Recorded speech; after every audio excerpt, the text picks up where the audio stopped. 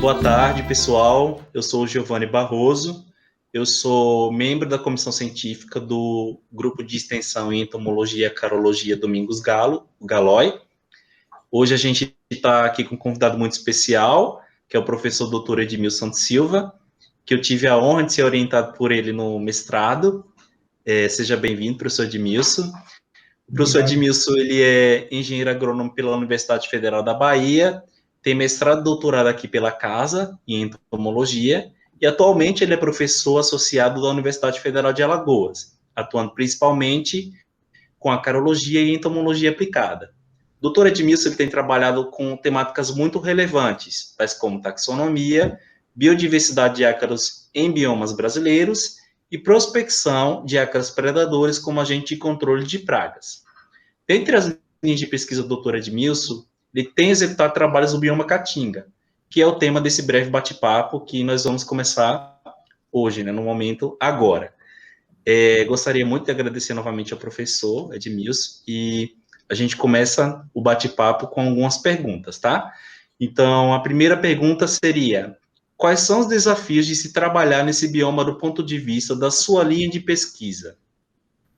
Ok, Giovanni. Antes de responder, eu tenho que agradecer, primeiramente a você, né, que entrou em contato comigo e me pediu para poder ver a possibilidade de estar batendo esse papo nesse momento aqui, para esse grupo de pesquisa, o GALOI, né, que está trazendo temáticas tão importantes, né, e assim, está difundindo determinados pontos, né, dentro da agronomia que são muito importantes. Então, quando a gente fala em Caatinga, e vocês estão trazendo essa temática Caatinga, isso é muito importante, não apenas para a gente que está aqui na região, mas também para o Brasil inteiro. Né? Então, agradeço muito a você e ao grupo, tá certo? Mas vamos lá, as dificuldades, os entraves, né? A gente pode falar em desafios. Você é originário da Caatinga e você sabe muito bem.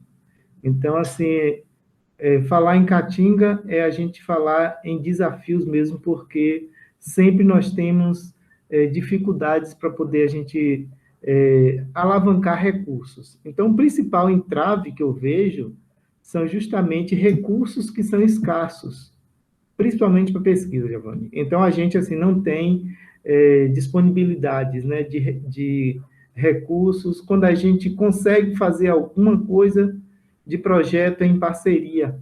Então, até aqui eu deixo o meu agradecimento, né, ao pessoal aí da Exalc, né, o professor Gilberto de Moraes, ao Rafael de Campos Castilho, que tem proporcionado uma parceria conosco aqui para poder a gente desenvolver trabalhos voltados, né? Isso está incluso o Biota. Então, nós temos feito muito trabalho aqui agradecendo ao Biota FAPESP. Né? Então, isso é importante porque está difundindo muitas coisas através, não por recurso daqui, mas por recurso que a gente consegue daí, né? Com as parcerias que fazemos. Tá certo? Muito obrigado, professor. Excelente questionamento, excelente resposta, tá? E vamos então para a próxima pergunta. Qual a importância de se fazer estudos de biodiversidade de ácaros predadores no bioma Caatinga? Certo. Você quer que eu responda em alguns minutos ou em algumas horas? Porque Fica a seu critério, professor.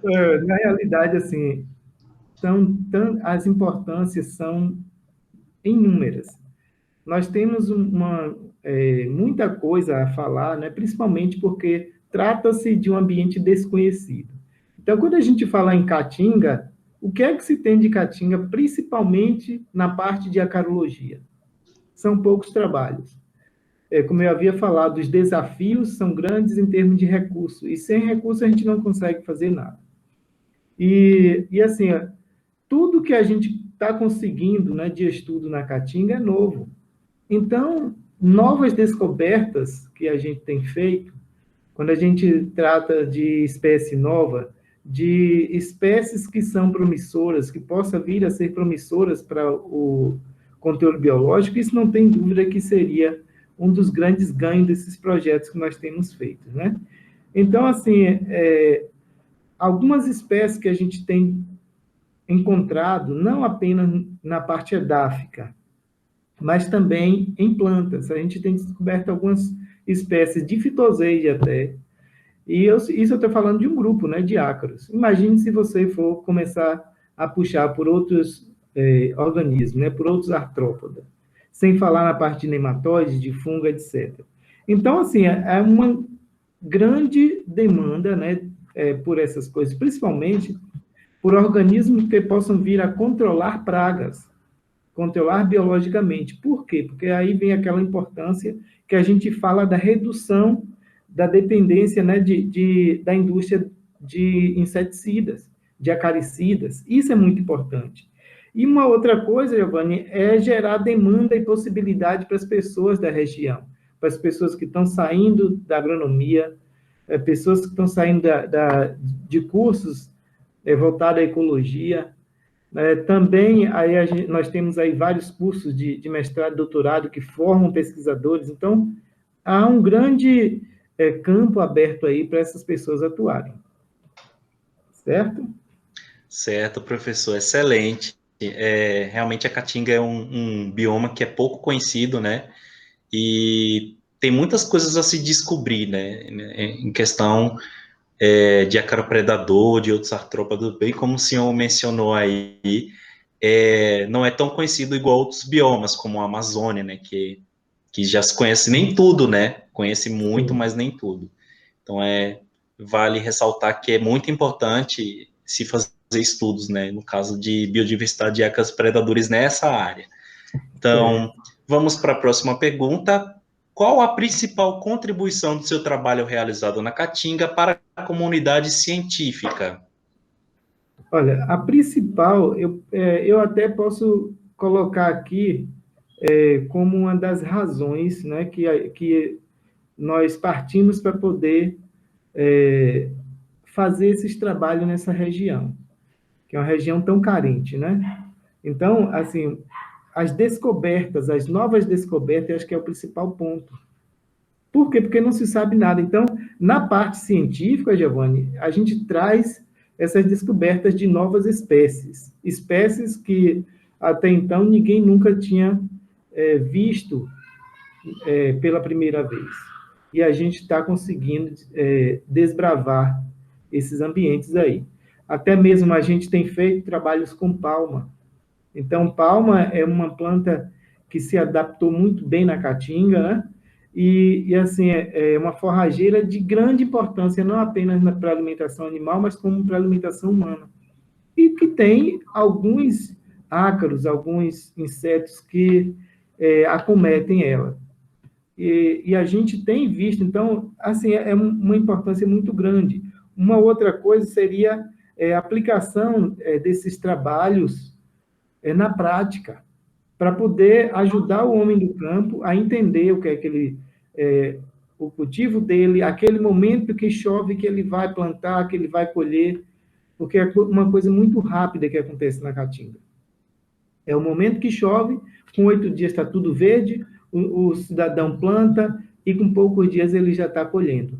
Então, se ele não tiver um entendimento de um todo, ele acaba perdendo o seu plantio, perdendo o seu cultivo.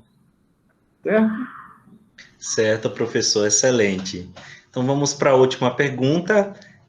De que maneira a sua pesquisa ela pode colaborar para o controle de pragas aí na sua região? Ok, então já havia mencionado aqui, né, que um dos principais fatores seria as descobertas de novas espécies. Então, essa descoberta de nova espécie, ela está atrelada ao controle biológico. Essas espécies, elas poderão ser, Giovanni, de muita ajuda para o controle biológico, porque são espécies adaptadas a um clima. Então, assim, no verão, por exemplo, você tem variações de temperatura muito grandes. Às vezes, você tem região que vai variar de 38 graus a 45 graus, ou até mais. Entendeu? Então, assim, e esses indivíduos, esses organismos, eles se mantêm nessa região, se mantêm fazendo o papel biológico deles, de predação, de controle, né? Então, se você chegar em um cultivo de milho, por exemplo, que está sendo irrigado na caatinga, então você vai ver que não tem uma grande quantidade de organismos, pragas.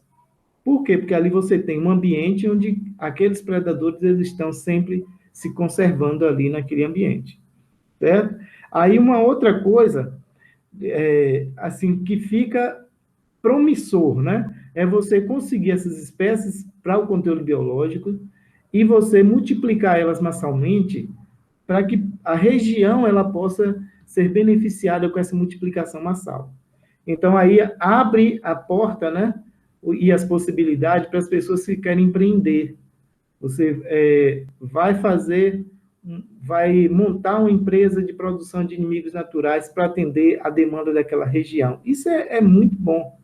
Por quê? Porque aí os produtores não ficam dependentes de organismos vindo de São Paulo, vindo do Paraná, etc. Então, e é uma outra condição. Aqui eles já estão adaptados. Quando vem de lá, como é que esse bicho ele vai para o controle biológico em campo, certo? Então, outra coisa seria as facilidades, né, de aquisição de material, proximidade dos locais de colheita, né, que, na realidade, traz esse grande campo, né, de integração. Quando a gente tem o quê? A gente tem a pesquisa voltada para aquela área, para aquela região, e também as empresas atuando juntamente. Então, e fica mais fácil, mais próximo do homem do campo. Sem contar, Giovanni, e aí eu venho falar em relação à contribuição desses trabalhos que a gente tem desenvolvido aqui na Caatinga, em termos acadêmicos, em termos científicos. Essa contribuição aí ninguém tira. E a gente sabe que a Caatinga ela está sendo perdida. A cada dia que passa, a Caatinga está sendo perdida. Está reduzindo a área da Caatinga. Então, com certeza, consequentemente, com essa redução, muitas espécies elas estão sendo perdidas sem, ao menos, terem sido descritas, terem sido conhecidas. E quando a gente parte para um trabalho desse, a gente garante justamente esse conhecimento desses organismos. Tá certo? Certo, professor, excelente. Temos mais Eu alguma gostaria pergunta? também de mencionar... Não, acabou. De mencionar, inclusive, um trabalho de um ácaro que eu acabei trazendo nas férias para cá, para São Paulo, na época que eu estava no doutorado, para uma colega minha, a Marcela, ela trabalhou com Ambliseus tamatavensis, e o que teve melhor potencial, a população que teve melhor potencial para o controle de mosca branca foi a daí de Alagoas, exatamente de uma região mais quente, né, uma região mais árida, que foi próximo à cidade que eu moro, e que foi o predador que teve maior voracidade para ovos de mosca branca. Então, esse é um exemplo que eu trago comigo, né, de promissor que veio da Caatinga, e eu tenho certeza que outros mais também precisam ser conhecidos e virão e estão vindo daí do trabalho que o senhor tem executado. Vamos ter fé para que consigamos boas espécies aqui predadoras para contribuir não apenas localmente, mas nacionalmente ou mundialmente, né? Exatamente.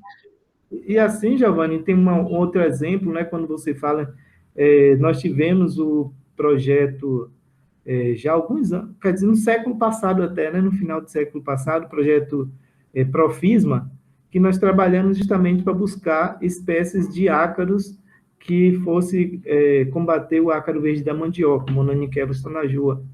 E nós encaminhamos esse material para a África, né? Foram 4 espécies que se adaptaram muito bem, dentre elas uma se destacou e hoje nós já temos vários países da África que já estão controlando biologicamente o ácaro verde, então deixou de ser problema o ácaro verde por lá, graças a uma espécie de ácaro provinda daqui do Nordeste.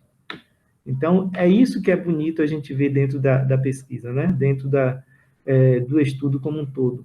E traz esse trabalho de extensão, isso é perfeito. Se vocês cutucarem lá, vocês vão observar, vocês vão ter muito material sobre isso aí, o projeto Profisma, viu? Tá certo? Excelente, professor. A gente tem um pouco, eu, na verdade, tenho um pouco de conhecimento, né, pela proximidade com o professor Gilberto, né, e Sim, com o pessoal que eu tive aqui do doutorado sobre esse projeto, e realmente é um exemplo, né, de controle biológico aplicado utilizando ácaros predadores, né, daqui do Brasil.